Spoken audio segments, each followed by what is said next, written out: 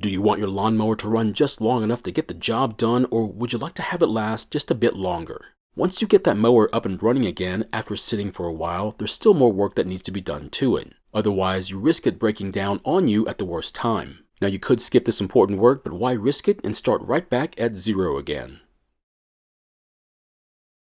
In today's video, we're going to be taking a second look at this Troy-built lawnmower. And the problem is that we just got it working after going through the carb. However, there's still plenty of extra work we need to do to it to keep it working well for the next several seasons. It's not enough that the engine simply starts and runs, because if there are other small issues, they could eventually lead to bigger problems. But the biggest problem that we need to address is that it's really tough to start when cold. Now, some would tell you, I'd rather it be tough to start than it not start at all.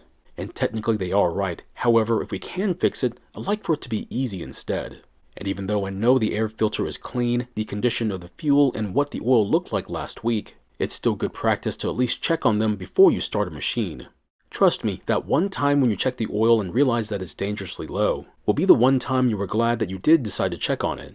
Otherwise, you could find yourself looking for a new engine for your mower. Next, we're going to try and start the mower up and show you how difficult it really is.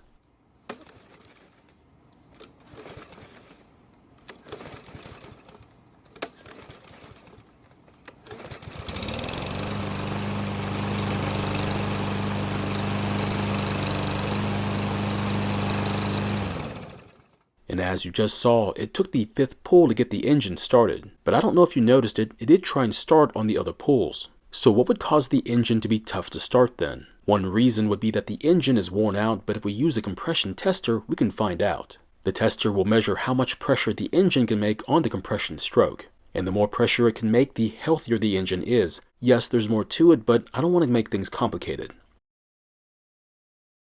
So there is another possible reason why your engine is tough to start, and that is your spark plug.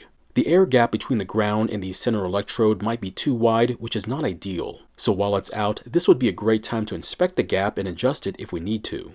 So I like to set my air gap to 25 thousandths of an inch, but you're welcome to set it to whatever you think it should be. After inspecting the spark plug gap, we'll then install the tester into the opening and then spin the engine over. But instead of using the pull rope, we're going to be using a drill instead, which will give us an accurate reading. Also, before using the drill, make sure to tie down the brake handle.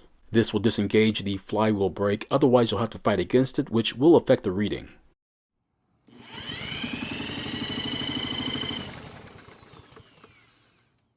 So as you can see, the reading is a very healthy 150 psi, which tells me that this engine is in great condition. But if your reading is lower, say 120 psi, then it's showing signs of wear, but it's still plenty to start and run. However, if it was below 100 psi, then I'd be kind of worried about it. Now, because the reading was very good, I'm beginning to think the valve clearances might be out of tolerance. If those clearances are out by a lot, it could affect not only how it starts, but how it runs too.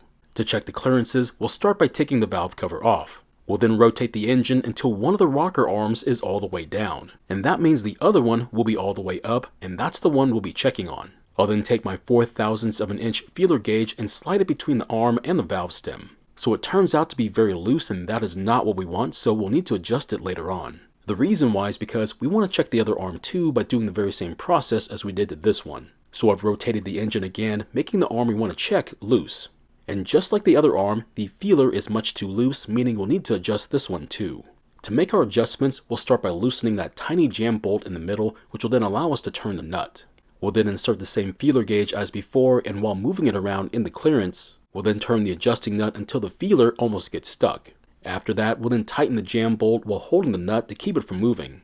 And once we have it set with the feeler gauge barely moving in the clearance, we'll then move back to the other arm. If those clearances are too large, it can make the engine tough to start when it's cold, so why not just set the clearances a lot tighter then? The problem is that if the tolerances are too small, it could cause the engine to run poorly. Now it's best to inspect these clearances once in a while, but I'll leave it up to you as to how often you want to do it. Now before we confirm that it's easier to start, I like to also inspect the blade's condition. That's when we find an all too common problem with it. If you didn't know, when looking at the blade, it spins counterclockwise. That means this edge should be sharp, but as you can see, this edge is the backside of the blade. And the sharp edge has been facing backwards for who knows how long. Now some blades will be marked as to which side faces the grass, but unfortunately most won't, leaving it up to you as to how you figure out which way you're supposed to install the blade. While we're looking at the blade, this would also be a great time to check and make sure the shaft is not bent. A bent shaft can cause a lot of vibrations through the mower, making it annoying to use. Not only that, but if it's bad enough, it could cause damage to the engine over time. But after spinning the engine over without the spark plug, you can see that the bolt has not moved away from the line on the screen. And if the shaft was bent, it would make intermittent contact with that line. Speaking of the spark plug, now would be a great time to try and clean off any oil or carbon from it. So I've decided to use fire because I find it to be very effective. But there are other ways to do it, such as using brake or carb cleaner. And if you don't want to bother cleaning it, then just take the plug with you to the store and buy a new one. They are not that expensive, but I hate the idea of replacing a perfectly good part. Another maintenance item that'll help keep your mower working well would be to add a lubricant to the spring in the recoil. You shouldn't have to do this very often unless you have a habit of leaving your stuff outside in the rain. And once we get the recoil back on the engine, we can finally see if the engine will start on fewer than 5 pulls.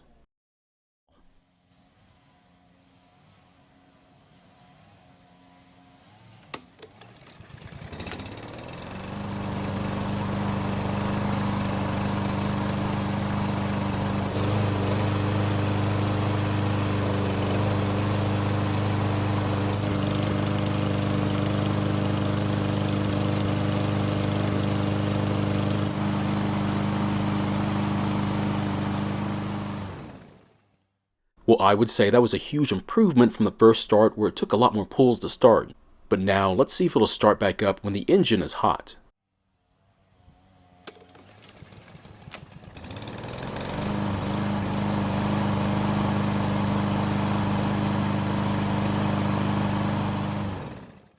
And fortunately for us, it's just as easy to start when it's hot as when it was cold. And since the engine is hot, it means the oil is hot as well, making it a great time to change it. The sad part is that I only just put this oil in a couple of days ago. Unfortunately, I didn't get the oil hot enough and therefore didn't get as much of the dirty oil out. And as you can tell, it looks terrible now as the remaining oil mixed with the new stuff. So in this case, I should have flushed the dirty oil out before adding the new oil. So I do have a method for flushing that old oil out, however it's very unconventional, so I won't bother mentioning it.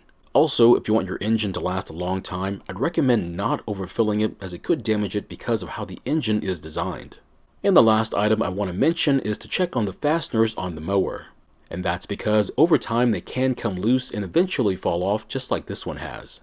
It's also very unfortunate because the replacement fasteners are very expensive, so in the meantime I'll just use a nut and a bolt. Now there are a lot of fasteners to check for, but you don't have to check them but maybe once in a while. Now you might want to consider using a medium strength thread locker if you want to, but it's not needed. Now we already went through the carb in the first video about this mower, but it too could be another reason why the engine might be tough to start. So if for some reason you're just done with your mower and not willing to spend any more time on it, then leave it by the curb with a sign on it and it will disappear in no time. And that way, at least you'll have a good reason not to fix it and just get a new one instead. But why would anyone want to do that and miss out on all the fun? So my question is, have you ever had a mower that was really tough to start cold or hot? And if so, whatever happened to it? Thank you for watching. I really do appreciate your time here. Please feel free to ask me any questions about this project or about your own projects, and I hope to see you in the next video.